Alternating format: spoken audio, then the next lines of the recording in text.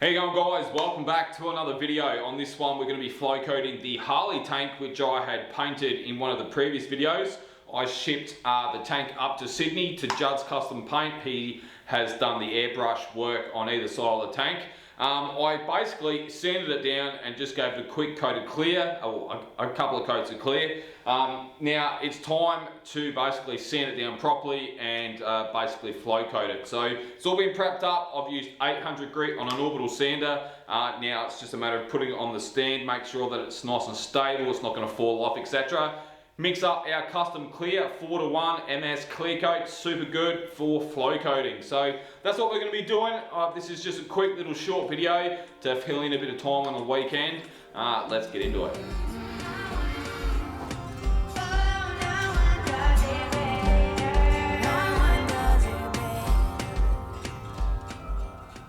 Alrighty guys, time to mix up our custom clear. So this is a 4:1 MS clear coat. With a ratio of 4:1, no reducer. Now you don't really want to be putting reducer with this clear coat at all. It's not recommended, it's not on the data sheet. The viscosity of this clear coat, so if you're unfamiliar with what viscosity means, is basically the thickness of the product. Now just behind me, or up here, we have a viscosity cup. Now what this is basically, they call it a Ford 4 cup.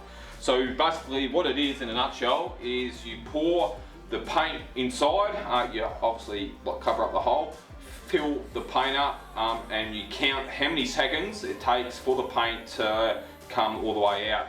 Now that will give you a viscosity reading of the product. Now the custom clear compared with the diamond clear has a much faster viscosity rate, which basically in a nutshell means that no reducer is needed, that it flows out really good just on its own.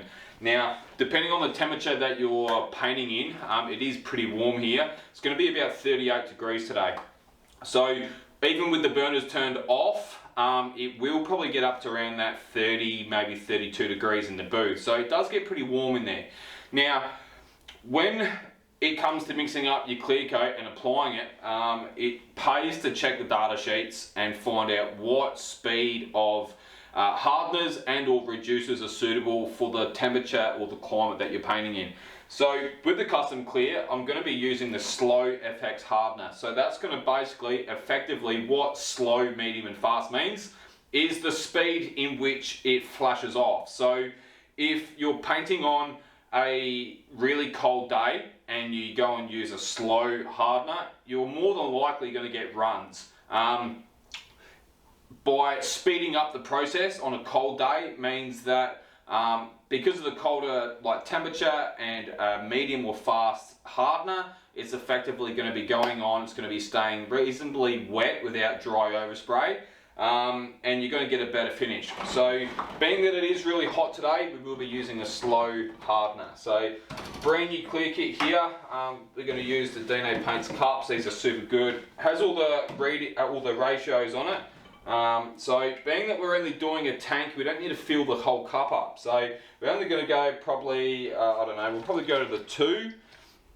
And that should be heaps of clear for the just a couple of coats of the clear. So we've got our slow FX hardener. So again, this is going to flash off much slower, but being that we are painting in a hot kind of booth, it's going to pretty much flash off and dry in the same kind of time if we're painting in a booth that's around 25 degrees and we're using a medium hardener. So it's all down to working out what speed of hardener that you've got to be using for the temperature. So it's probably a topic for a whole nother video, but that just gives you a bit of a rundown. Now the base coat reducers are pretty much the same as well. If it's really hot, you want to slow down that speed.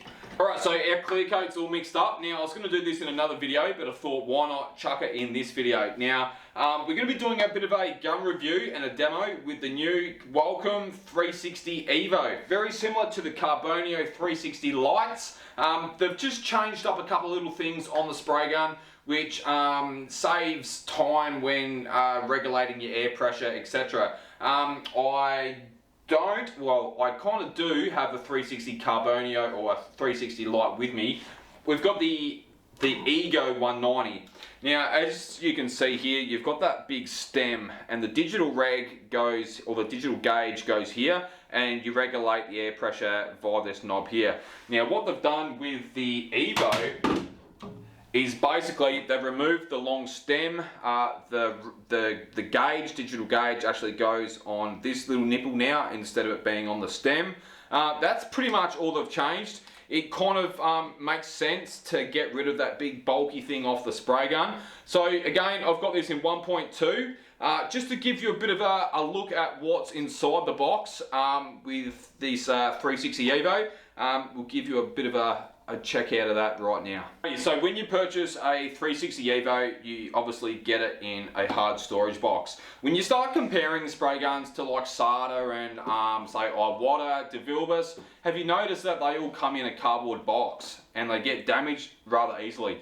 Now, one good thing I love about the Walcom guns, every single gun by Walcom all come in a hard storage box. Now, for me, who has a lot of guns, I like to store them safely, either at home or at work, so they don't get damaged. Now, guns can be pretty pricey, so if you can look after them rather well when you're not using them, then having a storage box really does help. So inside the box, you've obviously got all the information on the spray gun.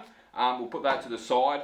Now, you also get a little bag. Now, inside the bag is gun lubricant, a gun like cleaning brush, some import filters, a full rebuild kit. So if you have any dramas with the gun, which, look, I've been using Walcom guns for 2 years every single day. Not once have I ever had any trouble or needed to rebuild it, but the kit's there just in case. Does come with a digital reg as well. I'll put a picture up on the screen right now. I've actually put it somewhere.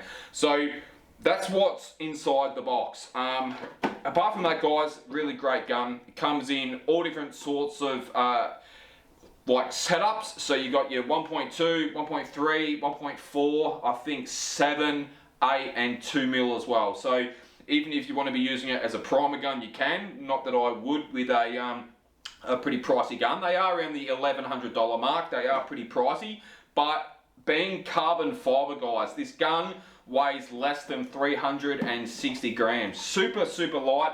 If you're painting massive big roofs or bonnets or full resprays, having a carbon fiber, super lightweight spray gun, you'll really notice the difference. Like, I've painted full resprays with these guns before, and it does take a lot of that fatigue off your arm and stuff, especially when you're putting your clear coat on or candies, etc. So yeah, anyway, so this is just going to be a bit of a, I guess, a demo with the clear coat application. This is the clear version. Now, I actually had a gentleman on my YouTube just the other day ask me, is there any difference between the clear version and the base version? Well, yes, there is. Now, there's a lot of, I guess, talk behind the scenes with, look, the guns looks the same, it must be the same. Well, it's actually not. The air caps and the nozzles are completely different compared with the base and the clear. The clear air cap does atomize the paint a hell of a lot better, and you can change out the air cap for the MP air cap. The MP air cap has had a lot of testing done. Now, it does atomize the paint a hell of a lot better, which will result in getting a much nicer, flatter finish all off the gun. So I won't be using the MP air cap on this little demo video thing. We will be using the standard air cap. With that said, our clear coat is all mixed up. So what we're going to do, guys, is just make sure we've got no gun wash in our gun there. Just pull that out. So 190 micron filter. So it doesn't matter if you're putting base coat through your gun or your clear coat, you've got to use a filter, guys. It's going to remove any dust particles or anything, any foreign objects out of your paint before you put it in your gun. Now, when it comes to those in-pot filters, they also filter the paint before it comes out the spray gun. So effectively, you can be filtering the paint going in the pot, but then you can also filter it as it comes out of the gun as well. So if you're using PPS cups, then obviously same kind of thing. It gets filtered through the pot before it goes out anyway. So that's pretty much it, guys. I'll stop rambling on. We've got our paint in the gun. We'll throw a spray suit on the missus. We'll throw a spray suit on myself. Let's go turn the booth on and throw a couple of nice coats down.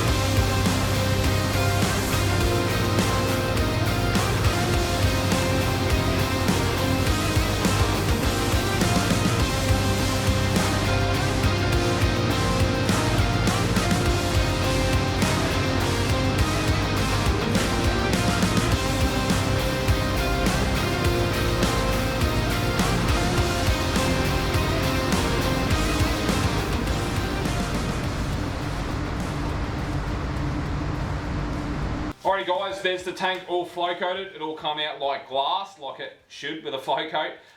So that's the bit of a demo with the 360 Evo. So as I said, there's wide range of different air caps and nozzle setups that you can get for the gun. It does come out in a clear version and a base version. This obviously is the clear version.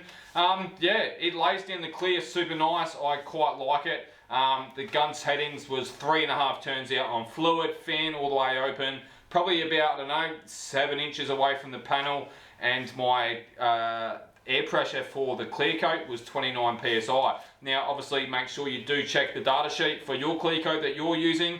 With that said guys, I give this Carbonio 360 Evo a rating 9 out of 10. It's a fantastic gun, super light, really great for those big jobs. Has a really big wide open fan, so really good for painting your metallics, etc. Yeah, I love it. You guys take it easy. Thanks for watching this video, and I'll see you guys next time.